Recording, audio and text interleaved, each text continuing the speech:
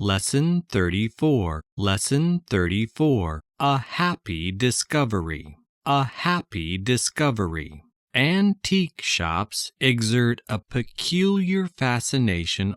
Antique shops exert a peculiar fascination on a great many people. On a great many people. The more expensive kind of antique shop, the more expensive kind of antique shop, where rare objects are beautifully displayed in glass, to keep them free from dust, is usually a forbidding place. But no one has to muster up courage to enter a less pretentious antique shop. There is always hope that in its labyrinth of musty, dark, disordered rooms,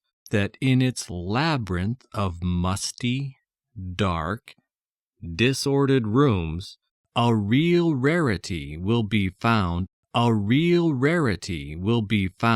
Amongst the piles of assorted junk, that litter the floors. No one discovers a rarity by chance. A truly dedicated bargain hunter must have patience, and above all, the ability to recognize the worth of something, when he sees it. To do this, he must be at least as knowledgeable as the dealer. Like a scientist bent on making a discovery,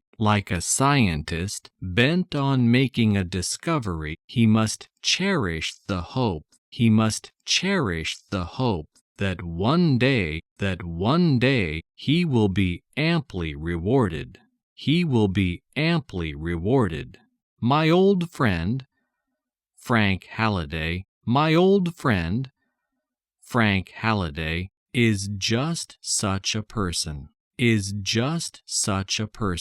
He has often described to me how he picked up a masterpiece for a mere £50. One Saturday morning,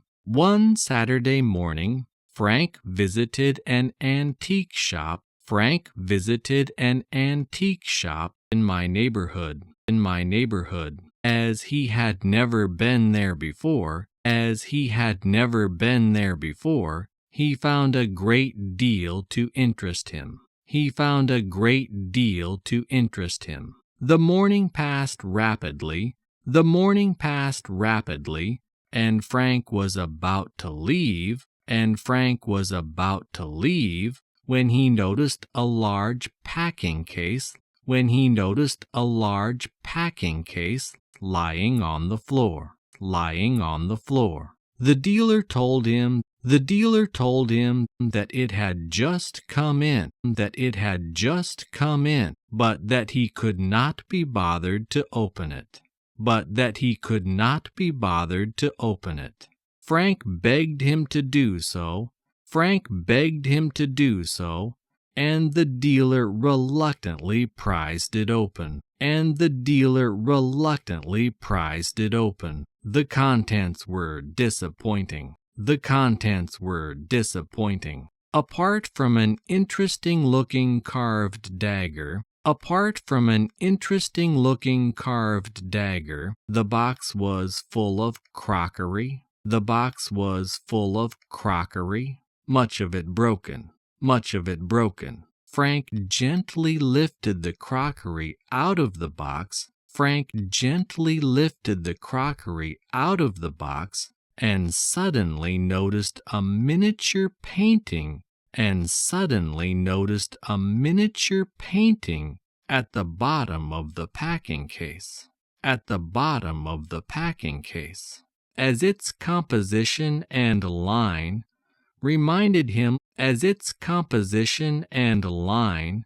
reminded him of an Italian painting he knew well, he decided to buy it. Glancing at it briefly, the dealer told him that it was worth £50. Frank could hardly conceal his excitement, for he knew that he had made a real discovery. The tiny painting proved to be an unknown masterpiece